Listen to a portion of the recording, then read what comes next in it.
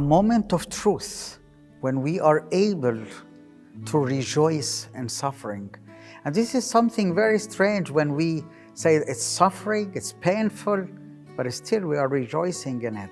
And that's the thing that is the paradox of the Christian life. It's the paradox of the real life. It's the paradox of the integrity of the moment of truth. And here is the explanation of St. Peter when he is telling us in his epistle that, beloved, do not think it's strange concerning the fiery trial which is to try you, as though some strange things happen to you. But rejoice.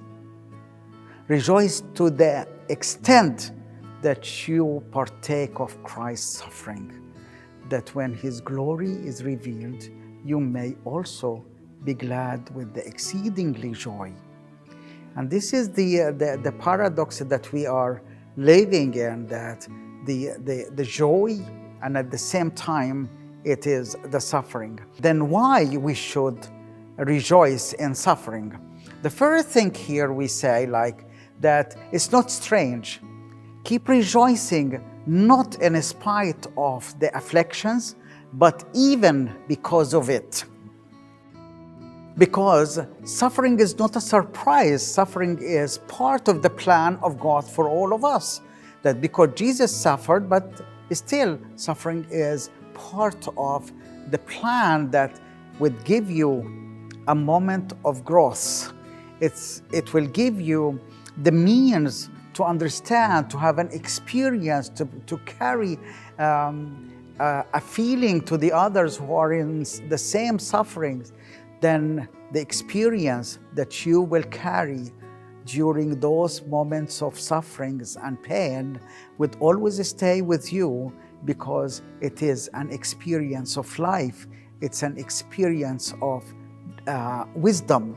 And that's why we need to see that it is not a surprise, but it is the plan of God for you to grow. The second thing is the union, is an evidence of the union with Christ, because because he suffered, we suffered with him. And as he would be glorified, we glorify with him. And this is the moment of the unity with Christ.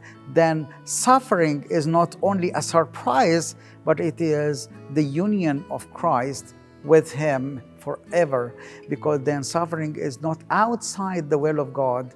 It is the will of God, because he wanted us to be united with him. The third means here is attain the Creator joy of glory. That means that when we are suffering, we are delivering ourselves to the Creator. And because we are giving ourselves to the Creator, we surrender, we just depend on him, we lean to him, we just hang up with him. And that means that we are able to enjoy ourselves and entrust ourselves with the Creator.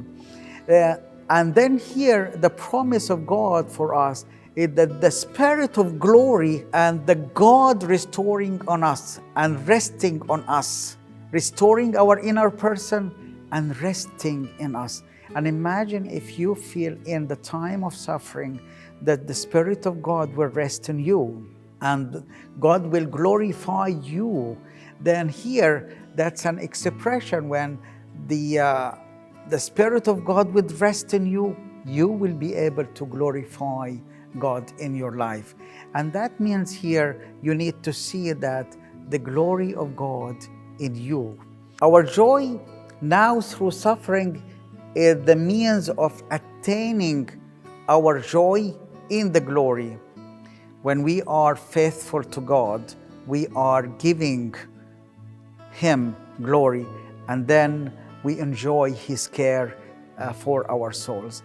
And that means that suffering is not only pain, but is growth.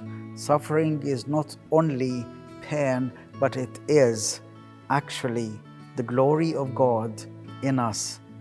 It's a moment of truth when we see the link between suffering and moment of truth.